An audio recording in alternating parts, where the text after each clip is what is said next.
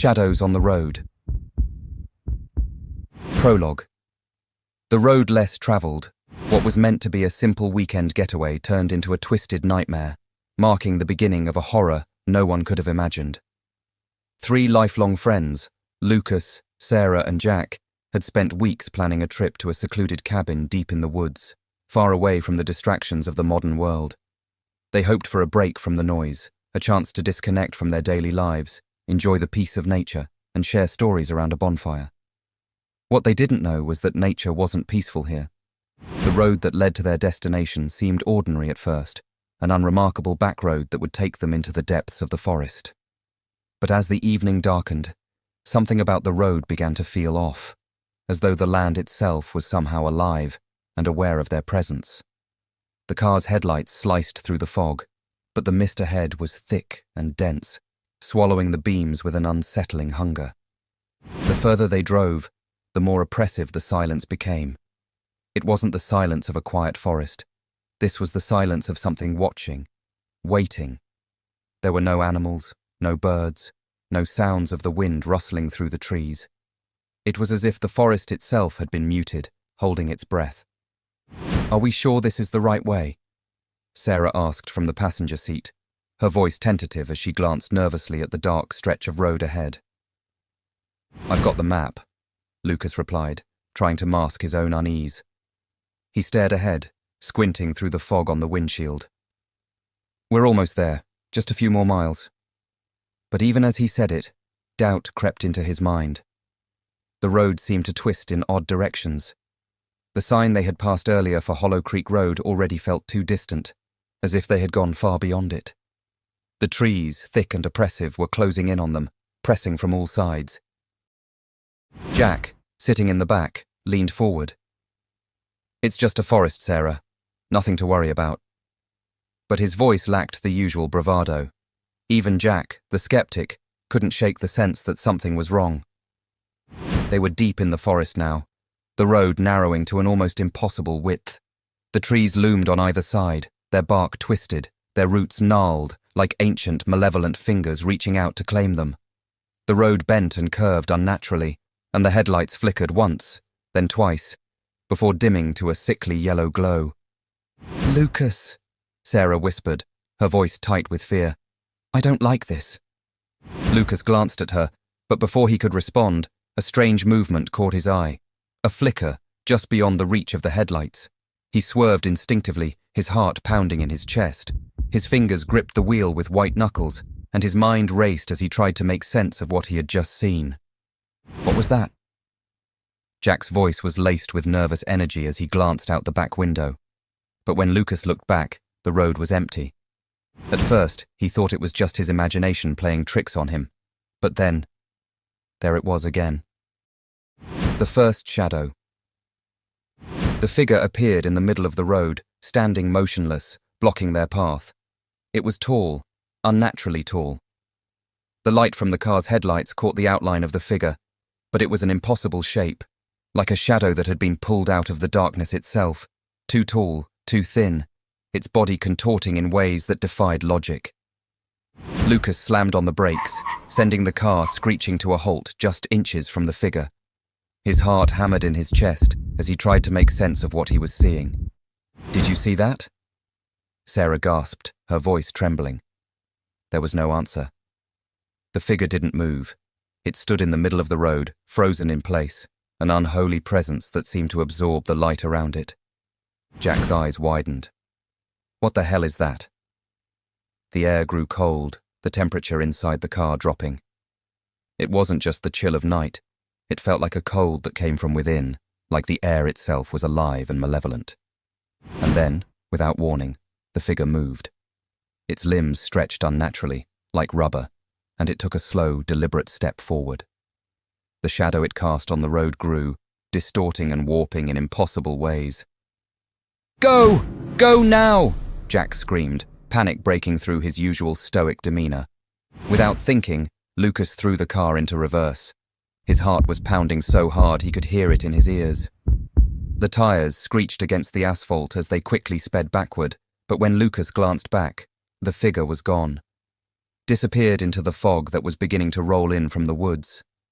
But the coldness remained. The air was heavy, suffocating. Something had changed. They weren't alone anymore. "I don't care if this is the right way," Sarah said, her voice shaking. "I want to turn around. This feels wrong. I don't want to go any further." Lucas hesitated. The road was narrow, and it was impossible to turn the car around easily.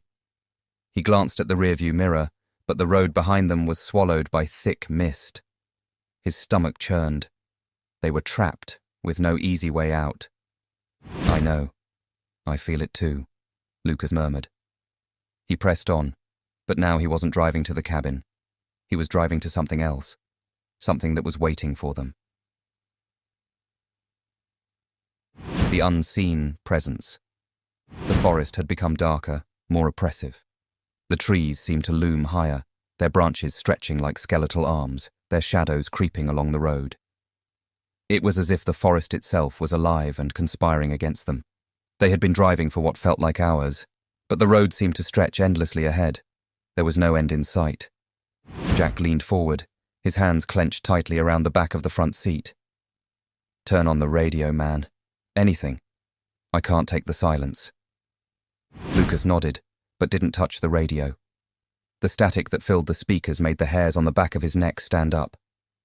It wasn't the normal kind of static you'd hear from a broken signal. This was deeper, more insidious, like something was listening through the airwaves, waiting for them to speak, to acknowledge its presence. "I think we're being watched," Sarah whispered, her voice barely audible. Lucas glanced at her, but she was staring out the window, her face pale in the dim light.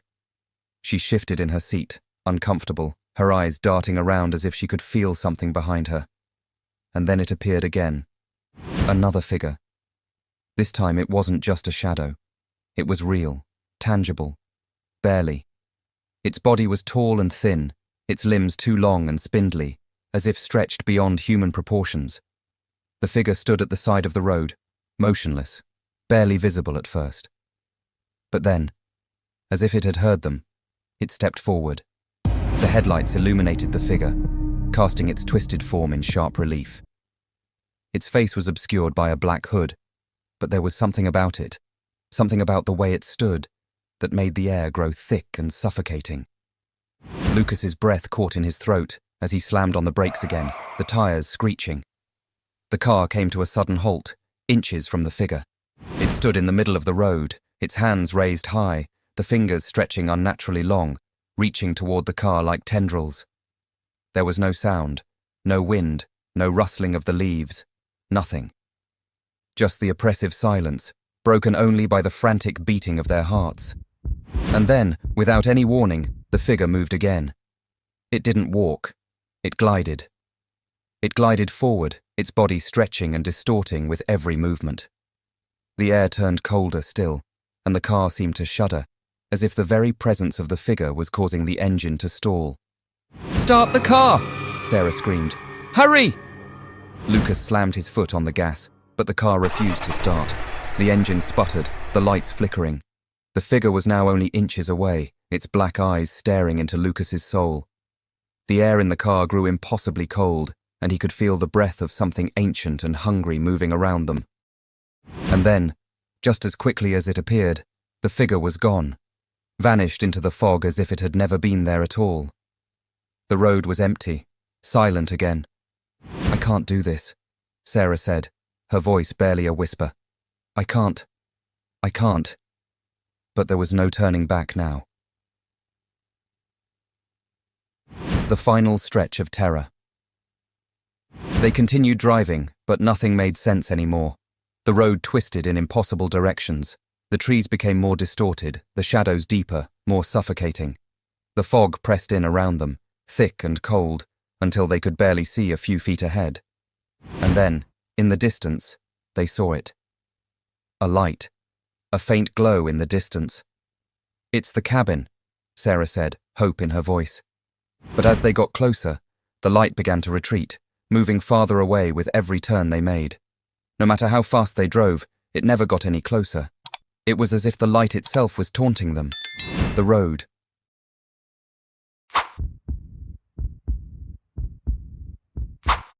The smile at the drive-through. Prologue. There are moments in life where the ordinary, the mundane, suddenly shifts into something darker. You don't see it coming. It's not a loud crash, a flash of terror, or an immediate jolt of horror. It's subtle, creeping, until you realize that what was once comfortable has now become something else entirely. I thought I was immune to horror stories. You know the kind. The ones that get shared in group chats or posted in threads late at night, making you second-guess the safety of your home or your car. But that night, as I sat in the familiar, dim-lit drive-through, I learned a terrible truth. The ordinary could become terrifying without warning. The setup. It was a late Friday night, or perhaps early Saturday morning, but at that hour, time seemed irrelevant. The streets of the town were eerily empty, with only a few lone cars driving past. I had just wrapped up a long shift at work and was in desperate need of something to eat. Fast food sounded perfect, greasy, quick, and comforting. Burger Tower was the only place open 24 hours in town, and though I had passed it countless times, it always seemed to have an unsettling feel to it. The restaurant sat on the edge of town, its flickering neon lights visible from a distance, casting a strange glow over the surrounding area. The town was quiet, far too quiet for a place so close to the highway. I didn't think much of it at the time. I just needed a burger, a double cheeseburger, fries, and a Coke. Simple. As I pulled onto the highway, the flickering lights of Burger Tower appeared ahead, a ghostly beacon. I rolled down my window and drove up to the speaker. A crackling sound filled the air, and then a voice, a cheerful, unnervingly bright voice, came through the static. "Welcome to Burger Tower. Can I take your order?" I froze for a moment. It was late. The voice seemed almost too awake, too eager. I quickly brushed it off, thinking it was just the late-hour workers trying to stay perky. I spoke up. Yeah. I'll have a double cheeseburger, fries, and a large Coke." There was a pause, far longer than I expected, just enough to make me feel uncomfortable. Then, in an almost forced, chipper tone, the voice came through again. "Got it. Please pull forward to the second window. We'll have it ready for you." Something about the way she said it made my stomach twist. She sounded too excited, too eager, but I shrugged it off. After all, it was just a fast food place. The first smile. As I pulled up to the second window, I felt an odd tension in the air. The usual sounds of a bustling kitchen, the sizzling of the fryer, the clattering of trays, were gone. The kitchen was completely silent, like the place had been abandoned. But then, she appeared. The woman who greeted me at the window didn't seem to fit with the scene. She was too pale, too gaunt. Her stringy blonde hair hung loosely in a messy ponytail, and her uniform looked a size too big for her, hanging loosely over her frame. But what truly unsettled me was her smile. It wasn't just a smile, it was wrong.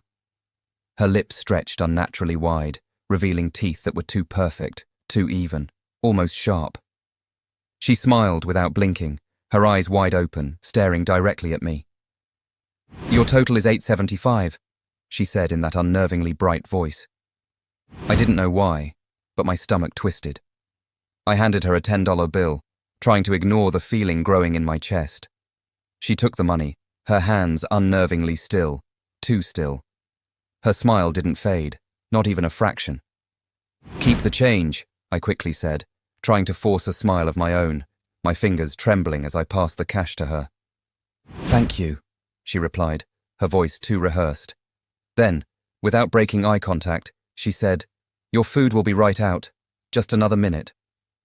I rolled my window back up, suddenly feeling claustrophobic. There was something off about her, something that gnawed at the back of my mind, but I couldn't quite place it. The wait. I glanced in the rearview mirror. The parking lot was empty. No other cars, no customers. The street was still, almost as if the entire town had fallen into a deep, unnatural silence. I glanced at the kitchen window again. Still no movement. I shifted uncomfortably in my seat. The wait stretched on. A minute passed, then two. The strange sensation in my stomach grew stronger. Why was it taking so long? I honked my horn, expecting someone to hurry up and bring my food, but instead, the intercom crackled to life again. "Your food is almost ready. Just 1 more minute." I froze. Her voice was louder this time, but it was also different. It sounded like it was coming from right behind me. I spun around in my seat, but the lot was still empty. The workers were nowhere to be seen. The kitchen remained eerily silent. My heart began to race. The second smile. Finally, the woman appeared again, this time holding a brown paper bag. Her face was pressed close to the window, blocking out most of the light from inside. She seemed to be standing far too close, her presence oppressive. Her fingers were long, unnaturally so, and the skin on them was tight, as though it had been stretched over bone. I could see the veins, dark and bulging, moving under her skin like something alive. "Here you go," she said, her voice robotic, void of any emotion. I took the bag from her, my fingers brushing hers for just a second, but that second felt like an eternity. "Thanks," I muttered, my voice barely above a whisper. She didn't respond. She just stood there, still smiling, her eyes fixed on me, unblinking, unyielding. I quickly stuffed the bag into the passenger seat and reached for my keys, but something caught my eye. The bag. It was heavier than it should have been. I pulled the bag onto my lap and unwrapped the burger, the fries, but something at the very bottom of the bag made my heart stop. A small folded piece of paper. My fingers trembled as I unfolded it, my stomach churning with a sense of dread. The handwriting was jagged, uneven, as if written in a rush, with smudges of ink. "Thanks for the smile." My blood ran cold. The realization. The bag dropped onto the seat beside me as I froze, the weight of the note crushing down on me. What was going on? What had just happened? I tried to shake the thoughts from my mind, but when I glanced back at the rearview mirror, I saw something that made my blood run cold. She was standing in the parking lot. Her figure was barely visible in the dark, but her smile, wider, grotesque, was unmistakable. I slammed my foot down on the gas, feeling the car lurch forward. The headlights cut through the dark streets, but it felt like I was still being watched. The final smile. When I reached home, I locked every door, checked the windows, and sat down at the kitchen table, my hands still trembling. My thoughts raced. What had happened back there? Was I overreacting? That night, I couldn't sleep. Every time I closed my eyes, I saw her. Her pale face, her unblinking eyes, her smile stretching wider and wider. The next morning I woke up, but something was wrong. I found a note on the kitchen counter, the handwriting unmistakable. "Thanks for the smile." I tried to tell myself it was a prank, a sick joke. I tried to ignore the feeling that something far worse was unfolding. But then, a knock came at the door. I froze. My breath caught in my throat. The house was silent. The street outside was empty. I turned back to the kitchen. And that's when I saw her. She was standing just outside the back sliding door, her face pressed against the glass. Her eyes were locked onto mine, her smile wider than I had ever seen it. She took a slow step closer, then another. Her fingers pressed against the glass, her face inches from it. And just before everything went dark, I heard the faintest whisper. "Thanks for the smile." The Man Under the Table. Prologue. True horror isn't the scream of a monster or the sudden crash of a door slamming open. It doesn't slap you in the face with terror. It slides under your skin, slowly and painfully, until you can't ignore it. It's the creeping realization that something is terribly wrong, but you can't place your finger on it, can't understand why.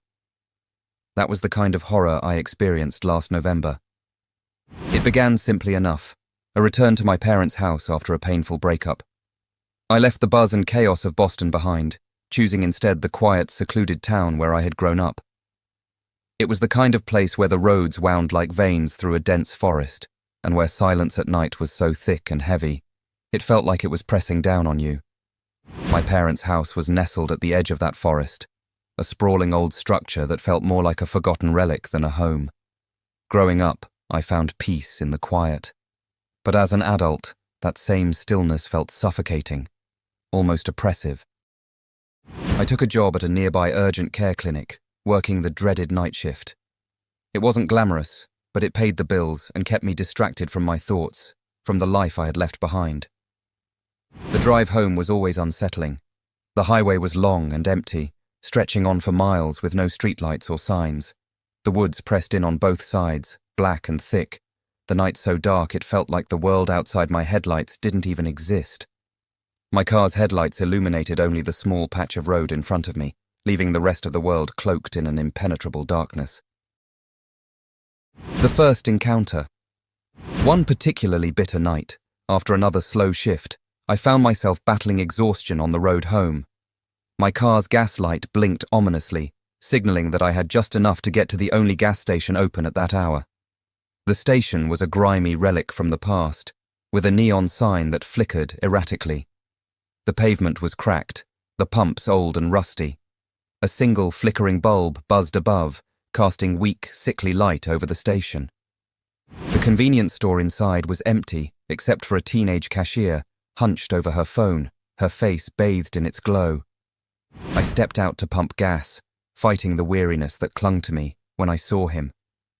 He stood just beyond the door of the store, half hidden by the shadows. A tall, thin figure, wearing a weathered baseball cap pulled low over his eyes, casting his face in shadow. His jacket hung loosely around his shoulders, frayed at the edges. At first, I thought nothing of him. Just another oddball passing through, someone who likely didn't belong in this place. But then he moved. He stepped forward slowly, deliberately, his movements unnervingly smooth. "Hey!" he called, his voice soft but oddly insistent. "Got a minute?" I glanced at him, then quickly looked away, a knot of unease growing in my stomach. "Sorry, I'm in a hurry," I said, my voice steady despite the alarm bells ringing in my head. But he didn't take the hint. He took another slow step forward, closing the distance between us. "Come on," he coaxed, his tone now pleading. "I just want to show you something. A quick trick. Won't take long." My hands shook as I fumbled to finish pumping the gas. There was something off about him, something wrong in the way he spoke, the way he moved. "No, thanks," I muttered, quickly climbing back into my car and locking the doors. He didn't move as I pulled away, but in the rearview mirror, I saw him standing there watching me. His figure seemed to fade into the darkness, swallowed up by the night. The night at home. By the time I reached my parents' house, my nerves were shot. The driveway was pitch black, the windows of the house dark except for the faint glow of my parents' bedroom light. I let myself in through the back door, not wanting to disturb them. The house was eerily still, and the air felt heavy, thick with silence. The kitchen was dimly lit by a sliver of moonlight streaming through the window. I moved cautiously through the house, my footsteps muffled on the old wooden floors. As I passed the dining room, something caught my eye. At first I thought it was a trick of the light, a shadow cast by the old furniture. A darker patch beneath the table that seemed unremarkable. But then it moved. I froze. My breath caught in my throat. Slowly, I adjusted my focus, and the shape beneath the table came into sharper view. It was him, the man from the gas station. He was crouched beneath the table, contorted unnaturally, his body twisted to fit the cramped space. His head was tilted at an odd angle, avoiding the underside of the table, but I could see his baseball cap, pulled low, hiding most of his face. The grin, though, was unmistakable. Wide, twisted. A grin that didn't belong on a human face. My heart slammed against my ribs as I stared, unable to tear my eyes away. Slowly, ever so slowly, he leaned forward, his grin widening as he did. "Told you," he whispered, his voice barely audible, yet sharp as a knife. "I've got a trick." The escape. The fear that gripped me was unlike anything I'd ever experienced. I couldn't move. My body was frozen in place, as though my legs had turned to stone. I couldn't tear my eyes away from that grotesque figure, my mind struggling to make sense of what I was seeing. Then, the scrape of a chair across the floor broke the spell. I stumbled back, crashing into the kitchen counter, a scream tearing its way from my throat. The sound of heavy footsteps thudded down the stairs. My father appeared in the doorway, his face a mixture of confusion and concern. He was holding a baseball bat, his eyes sharp, ready for anything. "What's going on?" he demanded. The man's head slowly turned to face him. For a moment, they stared at each other. It was as if time itself had frozen. Then, the man moved. He bolted toward the back door, his movements jerky and unnatural, too fast to be human.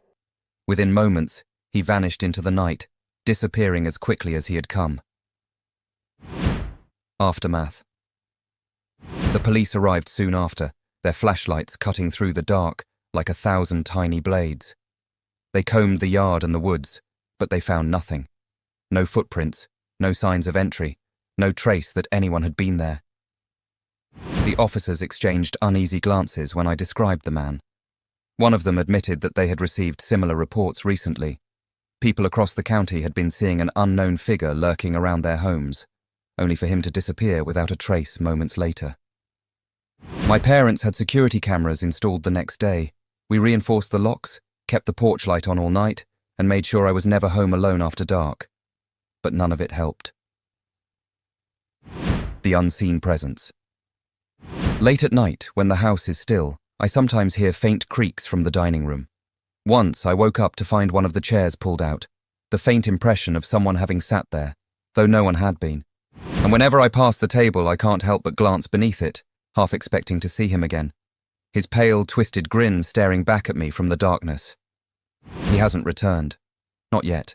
But I know he will. Because he promised me a trick. Thank you so much for watching. If you enjoyed the video, don't forget to hit that like button, subscribe to the channel for more, and share it with your friends. Your support means the world to me. Stay tuned for more, and remember, stay safe, stay curious, and never stop exploring the unknown.